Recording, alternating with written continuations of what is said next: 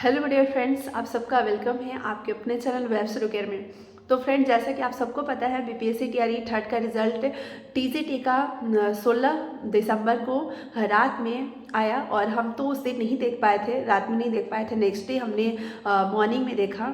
और क्योंकि उस दिन मेरा पेपर था तो मैं काफ़ी थकी हुई थी और मैं सो गई। मतलब जल्दी तो नहीं सोई थी, और जिस टाइम रिज़ल्ट आया था उस टाइम तो जगी थी, लेकिन मुझे मतलब नेक्स्ट डे पता चला कि रिज़ल्ट इतना बजे तक आया था लगभग। क्योंकि मेरे मोबाइल का इंटरनेट ही ख़त्म हो चुका था तो मैं कुछ भी अपडेट नहीं देख पा रही थी और मैं घर गई हुई थी। तो आप में से बहुत सारे लोगों का हमने कमेंट्स अगले दिन देखा कि आप सभी लोग पूछ रहे हो दी आपके टीजीटी रिजल्ट का क्या हुआ। आप में से बहुत सारे लोगों ने ये बताया कि मेरा नहीं हुआ है। मुझे बहुत तकलीफ़ होता है सुनकर जब कोई बोलता है कि मेरा नहीं हुआ है, और ख़ासकर तब तकलीफ़ होता है जब वो अपने कट ऑफ मार्क्स के बराबर मार्क्स बताते हैं, तब मुझे बहुत तकलीफ़ होता है।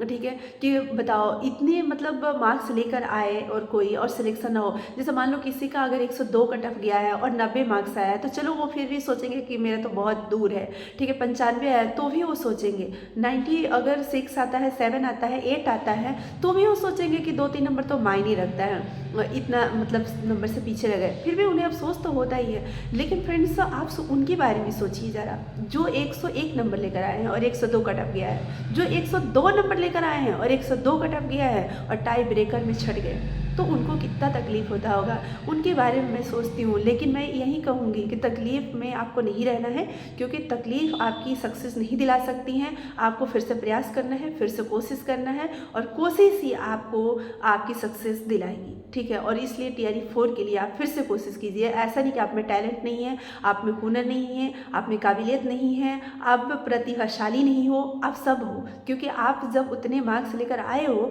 जो कट ऑफ के बराबर है, तो आप में तो सब कुछ है। आपको ये बताने की ज़रूरत नहीं है कि आप कहाँ से पढ़ो, आप क्या पढ़ो, आपको सब मालूम है। लेकिन इस बार होता है ना, कुछ लोग बोलते हैं लक, कभी कभी होता है। मैं तो पहले नहीं मानती थी, लेकिन मैं कभी कभी मानती हूँ चीज़ों में कि होता है। ठीक है, अब इसमें मेहनत की कहाँ कमी रह गई थी। जो 102 लेकर आ रहे हैं मार्क्स, 102 कट ऑफ गया, तो उनकी मेहनत की कमी हम कह सकते हैं कि उन्होंने मेहनत नहीं करा, उनके मेहनत में कमी रह गई, हम कह सकते हैं? नहीं कह सकते हैं। फिर भी उनका नहीं हुआ सिलेक्शन। अब बताओ, ऐसे स्टूडेंट के जो मतलब कि अगर नंबर लेकर आ रहे हैं 100 प्लस नंबर लेकर आ रहे हैं और उनका नहीं होता है, और उन्हीं के बगल में किसी स्टूडेंट का अगर मान लो 60 नंबर पे हो जाता है, तो उनको कितना तकलीफ़ होता है। तो ये जो चीज़ें हैं, बहुत सारी चीज़ें हैं। देखो फ्रेंड्स, हम लोग स्टूडेंट हैं तो हम लोगों को ये नहीं समझना है, किसी को नहीं कहना है कि आप इस कैटेगरी से हो इसलिए आपका रिजल्ट हो गया है, और मैं इस कैटेगरी से हूँ इसलिए मेरा रिजल्ट नहीं हुआ है। आप किसी को कैटेगरी को लेकर के आप नहीं बोल सकते हो, नहीं बोलना चाहिए। क्योंकि हम सब लोग स्टूडेंट हैं, पेरेंट्स हैं, टीचर्स हैं, तो हमारे लिए जो सिस्टम है वही मतलब कि सर्वोपरि है। तो सिस्टम सबके लिए इक्वल है। तो इसलिए आप जिस कैटेगरी में हो आप उसी कैटेगरी का टारगेट लेकर आप तैयारी करो, है ना। आप दूसरे कैटेगरी को फोकस नहीं करो। आप ये नहीं सोचो कि हमारे से कम नंबर लेकर आने वाले कैटेगरी का हो गया और तो हमें बहुत तकलीफ हो रहा है। नहीं, आप ये सोचो कि आपको जो भी कैटेगरी है उससे 10 नंबर अधिक आप टारगेट लेकर तैयारी करो। यही कहना चाहूँगी फ्रेंड्स। जिनका भी नहीं हुआ है निराश तो होंगे ही, मैं उनके तकलीफ को समझ सकती हूँ।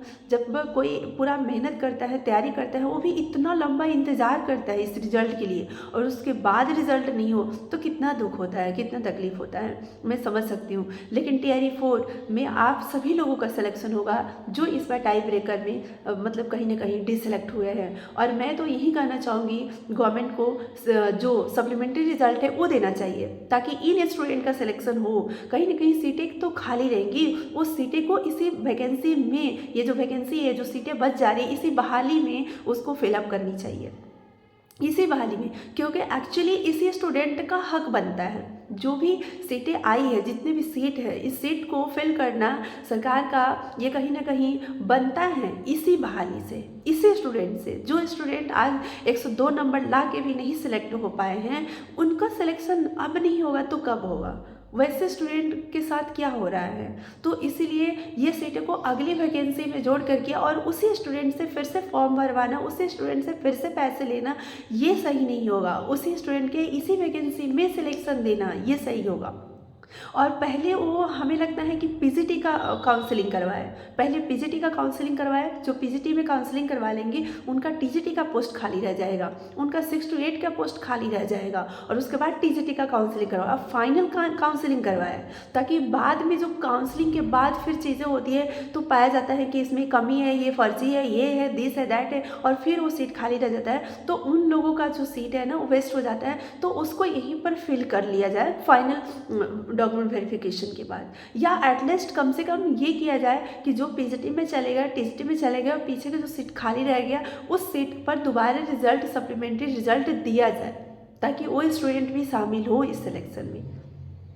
फाइनली फ्रेंड्स, मैं ये कहना चाहूँगी कि जितने भी लोगों का सिलेक्शन हुआ है उन सभी लोगों को वेरी वेरी कंग्रेचुलेशन मेरे तरफ से।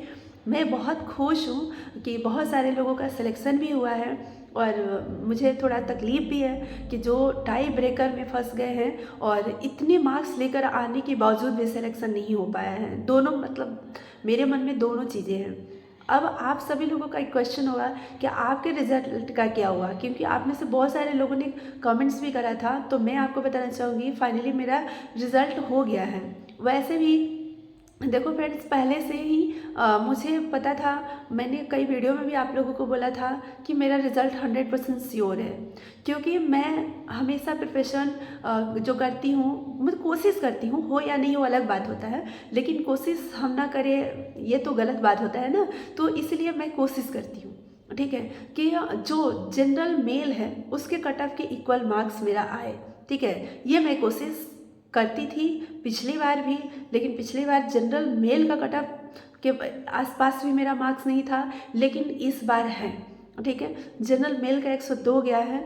और अब देखो जब मेरा स्कोर कार्ड आएगा तभी एग्जैक्ट मार्क्स मुझे भी पता चल पाएगा कितना है, लेकिन मेरा रैंक 478 है। मतलब मेरिट में आप देखोगे ना, मेरिट जो सीरियल है उसमें आप देखोगे 478 पे 53 83 64 मेरा रोल नंबर है, तो वहाँ पर मेरा नाम रानी कुमारी शो करेगा, तो वही मतलब वो मेरा रिज़ल्ट है। तो इस बार मेरा मार्क्स थोड़ा पिछली बार से अच्छा था, इस बार हमने उतना ज़्यादा नहीं करा था, बट प्रैक्टिस मेरा था और रिवीजन हमने किया था, ठीक है, तो टाइम मैनेजमेंट हमने किया था, मतलब जो कमियाँ टीआरई 2 में रही थी ना उसको हमने टीआरई 3 में मतलब फिलअप करने का कोशिश किया।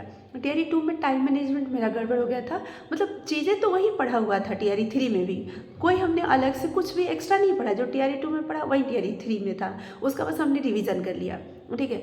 लेकिन जो टाइम मैनेजमेंट था ना वो टीआरई 2 में मेरा नहीं था, ठीक है, और कुछ एग्जामिनेशन सेंटर की तरफ से भी टाइम में गड़बड़ी कर दी गई थी मेरे सेंटर पे, ठीक है, मेरे ही साथ ना हमारे सेंटर पे सभी लोग के साथ वैसा हुआ, ठीक है, लेकिन टीआरई 3 में वो सब कुछ नहीं हुआ, अच्छे से मतलब टाइम मैनेजमेंट हुआ, सेंटर वालों की तरफ से भी टाइम से कॉपी दिया गया। तो मैथ में थोड़ा टाइम मायने रखता है, बहुत बड़ा फैक्टर होता है टाइम का, और इस वजह से जो टीआरई 3 था ना वो मेरा पेपर टाइम से 5 मिनट्स पहले कंप्लीट हो गया था। मतलब मैं बहुत खुश थी पेपर देकर, पेपर दे के ही मतलब हमें सेटिस्फेक्शन मिला, और पता चला उसी दिन मुझे पता चलता कि मेरा सिलेक्शन हो गया, ठीक है। और उसके बाद जब मैं घर आकर के आंसर की मिलाई थी तो मेरा 100 मार्क्स बन रहा था। हमने आप लोगों को सारी चीज़ें बता रखा है अपने चैनल पर, जो पहले से जुड़े हुए हैं देख रहे हैं उनको सब मालूम है, ठीक है, 100 मार्क्स बताया था। लेकिन जब बीपीएससी का कट ऑफ आया, कट ऑफ नहीं, बीपीएससी का आंसर की जब आया तब हमने अपने मार्क्स जब मिलाया था, तो उस टाइम जो डिलेटेड क्वेश्चन था उसको छोड़कर मेरा 98 मार्क्स था। डिलेटेड क्वेश्चन को ऐड करके आप समझ सकते हो, ठीक है, तो ये चीज़ें था। अब स्कोर कार्ड आएगा तो पता चलेगा एग्जैक्ट कितना मार्क्स है। अभी तो मेरा यूआर में ही सिलेक्शन हुआ है, यूआर में यानी कि 478 मेरिट सीरियल में आप देख सकते हो उस पर हुआ है। तो चलो फ्रेंड्स, हमारे कहने का मतलब ये है कि हमें चाहिए था एजुकेशन डिपार्टमेंट, ठीक है। देखो इंसान ना जो चाहता है ना दिल से चाहता है, विश्वास के साथ, तो उसको मिल जाता है, मेरा ये मानना है, मेरा ये एक्सपीरियंस है, पर्सनल एक्सपीरियंस।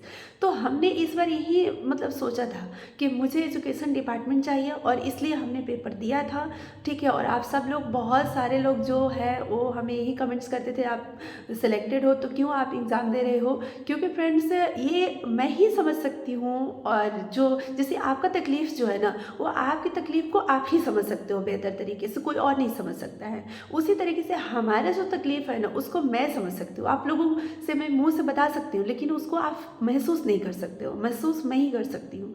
तो इसलिए मुझे पता है कि मैंने क्यों लिया, ठीक है। ऐसे तो मैंने कई बार बताया है, ठीक है। तो मुझे चाहिए था एजुकेशन डिपार्टमेंट, और इस बार मुझे एजुकेशन डिपार्टमेंट मिला। इस बात की मुझे खुशी है। सिलेक्शन से मुझे कम खुशी, और एजुकेशन डिपार्टमेंट में मेरा सिलेक्शन हुआ, इस बात से हमें ज़्यादा खुशी है। और इस बार अब मैं इंतज़ार कर रही हूँ डिस्ट्रिक्ट अलॉटमेंट का, क्योंकि डिस्ट्रिक्ट अलॉटमेंट अगर हो जाता है और जो डिस्ट्रिक्ट हमने सोच रखा है, अगर वो डिस्ट्रिक्ट मुझे मिल जाता है, तो मुझे मतलब कि होता है ना कि ये सोने पर सुहागा वो होगा, ठीक है, मेरे साथ। तो वो चीज़ें होगी, मतलब एक मतलब बहुत ज़्यादा खुशी होगी, मैं बता नहीं सकती हूँ, अगर मुझे डिस्ट्रिक्ट मिल जाएगा तो। क्योंकि डिस्ट्रिक्ट के लिए एक तो है, क्योंकि मैंने फ्यूचर के लिए बहुत सारी प्लानिंग कर रखी है, इस वजह से, ठीक है। बहुत सारी चीज़ें हैं जो मैं आप लोगों को आगे आने वाले टाइम में ज़रूर शेयर करूँगी, बताऊँगी, ठीक है। तो मैं यही कहना चाहूँगी कि जिनका भी सिलेक्शन हुआ है वो खुश रहे, खुशियाँ मनाएं।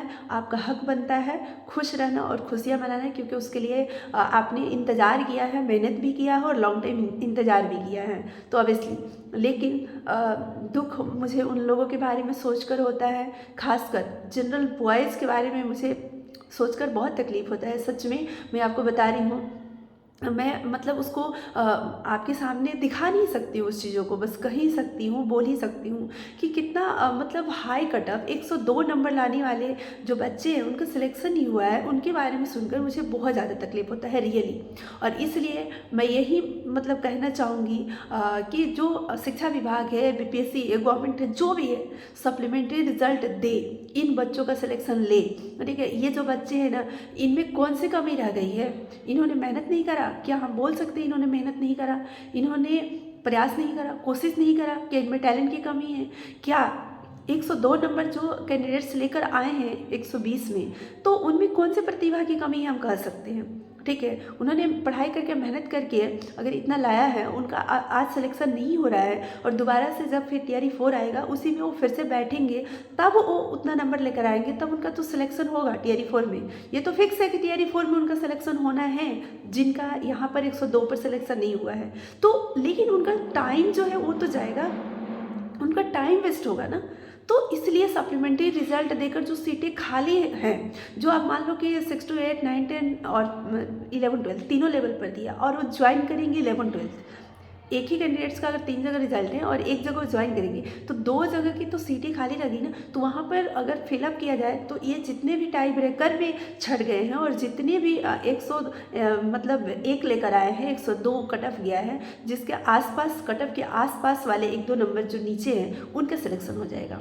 एटलीस्ट 1 नंबर जो नीचे है उनका तो सिलेक्शन हो ही जाएगा, ठीक है। तो फ्रेंड्स, मैं यही कहना चाहूँगी, मेरी तरफ से यही है कि 100% सप्लीमेंट्री रिजल्ट देना चाहिए, सप्लीमेंट्री रिजल्ट आना चाहिए, और इन कैंडिडेट का सिलेक्शन होना चाहिए जो कहीं ना कहीं 1 नंबर से या टाई ब्रेकर में बाहर हुए हैं, ठीक है। क्योंकि ये स्टूडेंट में कोई कमी नहीं है, इन स्टूडेंटों ने मेहनत किया है तभी यहाँ तक पहुँचा है, और इनको कहीं ना कहीं सिस्टम की वजह से, कहीं ना कहीं और भी चीज़ें हैं जिस वजह से ये सिलेक्ट नहीं हो पाए हैं और आज ये बाहर है। ये अपनी मेहनत में कमी की वजह से आज बाहर नहीं है, ये कहीं ना कहीं सिस्टम की वजह से, क्योंकि हमारे यहाँ सिस्टम भी है आरक्षण का, जिस वजह से भी है ना। तो ये आरक्षण जो है फ्रेंड्स, हम सभी लोग किसी कैटेगरी को लेकर बोल देते हैं, इसका मैं निंदा करती हूँ। ये बिल्कुल भी नहीं बोलना चाहिए किसी को भी, हर कोई अपने कैटेगरी में है, उसकी क्या गलती है भाई? वो किसी कैटेगरी में है तो अगर सरकार उसको आरक्षण दे रही है तो उसकी क्या गलती है?